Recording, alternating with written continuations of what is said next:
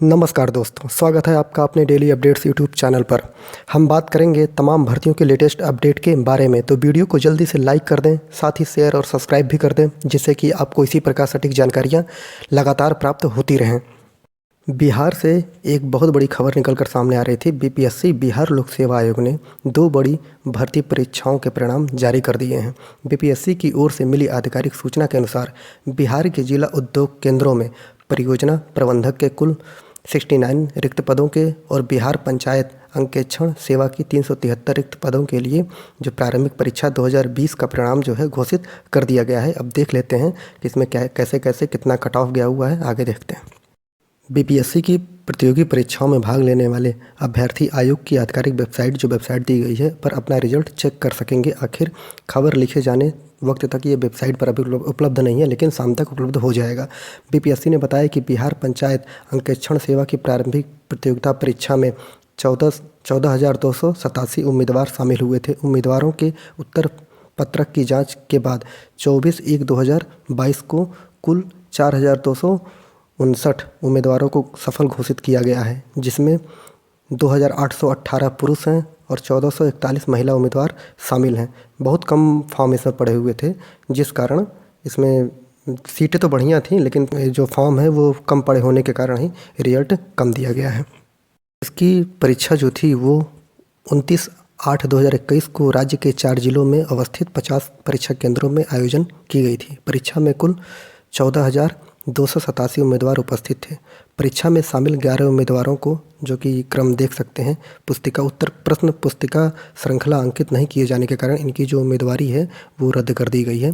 सामान्य अध्ययन विषय के प्राप्तांक के अनुसार तैयारी की गई संयुक्त मेगा सूची एवं आरक्षण कोटिवार मेगा सूची के आधार पर जो इसका जो रिजल्ट किया गया है मुख्य परीक्षा के लिए इन बच्चों को शामिल किया गया है और इतने विद्यार्थी इसमें सफल हैं। आप जाकर वेबसाइट पर रोल नंबर देख लीजिए, आप सफल हैं कि नहीं हैं। अगर सफल हैं तो आप मुख्य परीक्षा में बैठेंगे।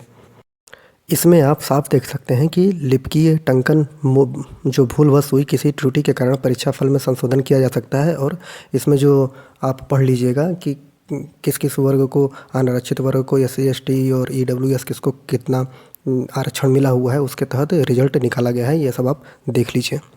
जो विद्यार्थी इस परीक्षा को पास किए हुए हैं वो अपना परीक्षा फल में आरक्षण की कोटिवार कट ऑफ जो है देख सकते हैं, जिसमें 80 रिजर्व के लिए, अनरिजर्व के लिए 83 है और फीमेल के लिए 71 है, EWS के लिए 74 है, EWS फीमेल के लिए 62 है, SC के लिए 67 और SC फीमेल 48। आप लगातार देख लीजिए आप जो कट ऑफ है वो कितना गया हुआ है।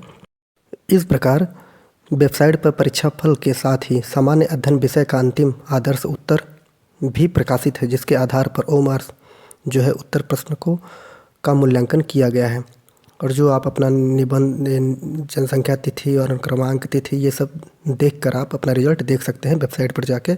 और मुख्य परीक्षा जो होगी इसकी, उसमें साफ लिखा हुआ है कि अंकेक्षण प्रतियोगिता परीक्षा हेतु सूचना बाद में प्रकाशित की जाएगी।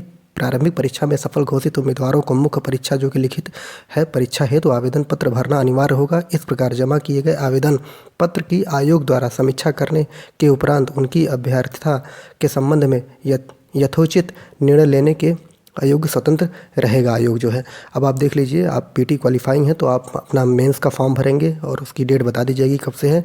उसकी आयोग जो होगा वो आपका आवेदन पत्र चेक करेगा, उसके बाद ही आप मेंस दे पाएंगे। ये आज की ही ये कल की खबर है, आज रिजल्ट निकला हुआ है तो आप अपना रिजल्ट देख सकते हैं। बढ़ते हैं अगली खबर, अगले रिजल्ट पर। अगले रिजल्ट के बारे में बात कर लेते हैं। परियोजना प्रबंधक की जो प्रारंभिक प्रतियोगिता परीक्षा का परिणाम फल है ये, इसमें बताया गया है कि ये जो पेपर था वो 3/8/2021 को राज्य के 4 जिलों में अवस्थित 45 परीक्षा केंद्रों में आयोजित की गई थी। परीक्षा में कुल 11,595 उम्मीदवार उपस्थित थे और इसमें भी 20 उम्मीदवार जिन्होंने अपने ओमार सीट पर जो प्रश्न पुस्तिका है उसकी श्रृंखला नहीं अंकित करने के कारण उनकी परीक्षा, उनका जो मार्कशीट है वो रद्द कर दिया गया है। सामान्य ज्ञान विषय के प्राप्तांक के अनुसार तैयार की गई संयुक्त मेगा सूची और आरक्षण कोटिवार मेगा सूची के आधार पर आयोग ने इसका रिजल्ट मुख्य परीक्षा के लिए निकाला है, जिसमें 669 सफल उम्मीदवारों का परीक्षाफल अनुक्रमांक के अनुसार नीचे दिए गए हैं। आप लोग अपना रिजल्ट जाकर देख लीजिए जो इसमें सफल हैं। और इस परीक्षा में जो विद्यार्थी पास हैं वो अपना कट ऑफ देख सकते हैं कि परीक्षाफल का आरक्षण कोटिवार कट ऑफ अंक निम्नवत है। जैसे अनरिजर्व के लिए 88 गया हुआ है, अनरिजर्व फीमेल 77, EWS के लिए 83 गया हुआ है, EWS फीमेल के 70, SC के लिए 77, SC फीमेल के लिए 60। इस प्रकार आप इसमें भी आप अपना क्रम देख सकते हैं कि आपका कट ऑफ कितना गया है। इस परीक्षा में भी जो आपका रिजल्ट निकला है उस पर आप वेबसाइट पर जाकर परीक्षाफल के साथ ही सामान्य ज्ञान विषय का अंतिम आदर्श उत्तर भी प्रकाशित है, जिसके आधार पर ओमआर जो है उत्तर पुस्तकों का मूल्यांकन किया गया है। और आप अपनी वेबसाइट पर जैसे जाएंगे तो आप अपने जन्मतिथि हो गया, अनुक्रमांक हो गया, इस प्रकार आप अपने रिजल्ट देख सकते हैं। और परियोजना प्रबंधन के जो पीटी में क्वालिफाई किए गए हैं वो मुख्य परीक्षा देंगे, और मुख्य परीक्षा हेतु सूचना बाद में प्रकाशित की जाएगी। प्रारंभिक परीक्षा में सफल घोषित उम्मीदवारों को मुख्य परीक्षा जो कि लिखित होगी परीक्षा है तो आवेदन पत्र भरना अनिवार्य होगा। इस प्रकार जमा किए गए आवेदन पत्र की आयोग द्वारा समीक्षा करने के उपरांत ही उनकी अभ्यर्थता के संबंध में यथोचित निर्णय लेने के लिए आयोग स्वतंत्र रहेगा। आपको जब मेंस का फॉर्म भरना होगा तो प्रकाशित कर दिया जाएगा, बता दिया जाएगा। बस आप लोग मेंस का सिलेबस देख के तैयारी करना शुरू कर दीजिए। बिहार लोक सेवा आयोग जो है उसने एक पेपर की डेट भी दे दी है कि आपका पेपर कब होगा। देखते हो किस परीक्षा की डेट दी गई है। बिहार लोक सेवा आयोग ने विज्ञापन संख्या 1/21 के अंतर्गत कला संस्कृति एवं युवा विभाग बिहार के अधीन जिला कला एवं संस्कृति पदाधिकारी बिहार कला एवं संस्कृति सेवा के पदों पर नियुक्त हेतु सामान्य अध्ययन विषय की प्रारंभिक प्रतियोगिता परीक्षा दिनांक 29/1/2022 दिन शनिवार को 12 से 2 बजे तक आपके जो पेपर होगा पटना जिला मुख्यालय में आयोजित की जाएगी। परीक्षा के संबंधित उम्मीदवारों के प्रवेश पत्र आयोग के वेबसाइट पर उपलब्ध हैं, जिन्हें डाउनलोड कर उम्मीदवार परीक्षा में भाग ले सकते हैं। इसलिए डेट आपकी 29 जनवरी को आपका पेपर है, शनिवार के दिन, और आप अपना जो एडमिट कार्ड है उसको डाउनलोड करके आप परीक्षा में भाग ले सकते हैं। अगली खबर झारखंड लोक सेवा आयोग से निकल कर आ रही है। अनारक्षित वर्ग की 114 रिक्त के विरुद्ध 15 गुना रिजल्ट क्यों नहीं, ये हाईकोर्ट ने पूछा है। झारखंड के हाईकोर्ट ने जेपीएससी से पूछा कि अनारक्षित वर्ग के 114 रिक्त के विरुद्ध 15 गुना रिजल्ट क्यों नहीं दिया गया है, इसका डाटा उपलब्ध कराओ। खंडपीठ के मौखिक रूप से पूछा कि यदि पीटी में आरक्षण देना ही था तो अप्रत्यक्ष रूप से क्यों, इसके लिए पॉलिसी क्यों नहीं बनाई गई है।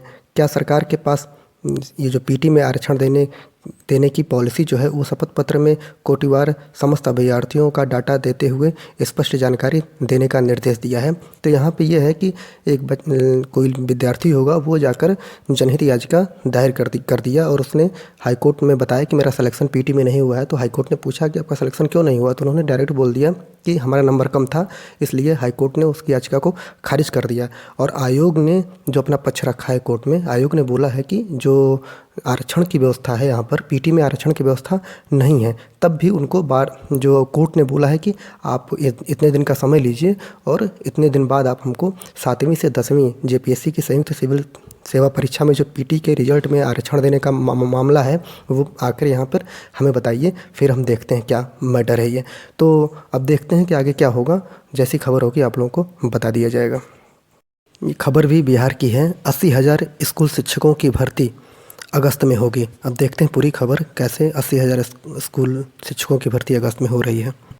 राज्य के प्रारंभिक स्कूलों में इस साल अगस्त के 7वें चरण के तहत लगभग 80,000 से अधिक शिक्षकों की बहाली प्रक्रिया शुरू होगी। छठे चरण की बहाली प्रक्रिया 25 फरवरी को नियुक्ति पत्र वितरण के साथ ही समाप्त हो जाएगी। इसके बाद शिक्षा विभाग 7वें चरण की बहाली के लिए जिलों में रोस्टर के हिसाब से रिक्त लेगा और छठे चरण में अभी 90,762 प्रारंभिक शिक्षकों की बहाली प्रक्रिया चल रही है, जिसमें 2 फेज के काउंसलिंग के बाद मतलब ये है कि छठे चरण का अभी हो जाएगा फरवरी में और जो 7वां चरण होगा वो अगस्त में होगा। तो आप लोग देखते रहिए। शिक्षक बनने के लिए योग्यता क्या है वहाँ पर, प्रारंभिक स्कूलों में शिक्षक बनने के लिए न्यूनतम योग्यता इंटरमीडिएट के बाद डीएलएड या सीटीईटी या समकक्ष डिग्री, इसके साथ ही टीईटी या सीटीईटी उत्तीर्णता आवश्यक है। वहाँ पर शिक्षक प्रशिक्षण के लिए राज्य में 66 सरकारी संस्थान हैं। सेंट्रलाइज्ड तरीके से लिए जाएंगे आवेदन। 7वें चरण के बहाली के लिए अभ्यर्थियों के केंद्रीकृत तरीके से ऑनलाइन आवेदन लेने की तैयारी चल रही है। शिक्षा विभाग तैयारी कर रहा है, शिक्षकों के चयन में किसी प्रकार का विवाद एवं शिकायत नहीं रहे, इसलिए सब कुछ पारदर्शिता से किया जा रहा है और अगस्त में आपका 7वां चरण भी शुरू हो जाएगा। अगली खबर आप लोगों के लिए इतना इम्पोर्टेंट नहीं है कि कहीं पेपर में पूछा जाए, बस जानकारी के लिए ये खबर दे रहा हूँ कि आप लोगों को पता हो कम से कम। आईएएस कैडर के नियमों में बदलाव पर केंद्र और राज्यों के बीच घमासान। भारतीय प्रशासनिक सेवा आईएएस कैडर के नियमों में केंद्र सरकार नए संशोधन का प्रस्ताव लाई है, जिसको लेकर नया विवाद खड़ा हो गया है। यह संशोधन राज्यों में तैनात आईएएस एवं आईपीएस अफसरों की केंद्र के प्रतिनियुक्ति को लेकर है। राज्य इसका विरोध कर रहे हैं। यह संशोधन विधेयक संसद में पारित होने के बाद इन लोक सेवकों की प्रतिनियुक्ति में केंद्र सरकार का अधिकार बढ़ जाएगा। केंद्र सरकार के इस निर्णय पर कई राज्यों ने विरोध जताया है। तमिलनाडु के मुख्यमंत्री स्टालिन और केरल के मुख्यमंत्री पी विजयन ने कहा है कि सरकार का यह फैसला राज्यों के लोकतांत्रिक अधिकारों पर हमला है। महाराष्ट्र के सीएम उद्धव ठाकरे, छत्तीसगढ़ एवं राजस्थान के मुख्यमंत्रियों ने भी नाराजगी जताई है। वहीं जम्मू कश्मीर के पूर्व सीएम उमर अब्दुल्ला ने संशोधन की संघीय ढांचे के खिलाफ बताया है। अब जान लेते हैं कि आखिर में विरोध क्यों कर रहे हैं राज्य केंद्र सरकार के इस नियम का। केंद्र में प्रतिनियुक्ति के लिए राज्यों के आईएएस अधिकारी अपनी इच्छा जाहिर करते हैं। इसके बाद राज्य अफसरों की सूची बनाने के बाद प्रतिनियुक्ति पर भेजी जाती है। अफसरों को राज्य सरकार से एनओसी लेनी होती है। नियम का असर ये पड़ेगा, जो केंद्र सरकार नियम ला रही है उसका असर ये पड़ेगा कि नया नियम लागू होने के बाद केंद्र सरकार राज्य सरकारों के बिना अनुमति के किसी भी आईएएस अधिकारी को प्रतिनियुक्ति पर बुला सकती है। मतलब कि वो जब चाहें, राज्य हो कहीं केंद्र शासित प्रदेश तो में तो बुला ही सकते हैं, लेकिन राज्यों से वो जब चाहें किसी भी आईएएस अधिकारी को केंद्र में ट्रांसफ़र कर सकते हैं। पहले अभी अगर बुलाना होता है तो उनको राज्यों से परमिशन लेनी पड़ती है, एनओसी लेना पड़ता है, लेकिन अब ऐसा कुछ भी नहीं होगा, इसीलिए वो लोग इसका विरोध कर रहे हैं। आप सभी लोग वीडियो को देखते तो हैं, लेकिन ना इसको लाइक करते हैं ना सब्सक्राइब करते हैं। आप लोगों के लिए इतनी मेहनत से मैं वीडियो बनाता हूँ। आप लोग अगर वीडियो को लाइक सब्सक्राइब कर देंगे, आपका कुछ नहीं जाएगा, लेकिन इससे मेरे ऊपर बहुत बड़ा प्रभाव पड़ेगा कि मैं मोटिवेट रहूँगा और आप लोगों को कोई भी खबर देने में मुझे भी अफसोस नहीं होगा कि क्या फ़ायदा इतनी मेहनत करने से, जब ये वीडियो को कोई लाइक सब्सक्राइब ही नहीं करता है, ना कोई कमेंट करता है। तो इसलिए आप लोग वीडियो को देखा करें तो लाइक सब्सक्राइब कर दिया करें। पूरा वीडियो देखने के लिए बहुत बहुत धन्यवाद।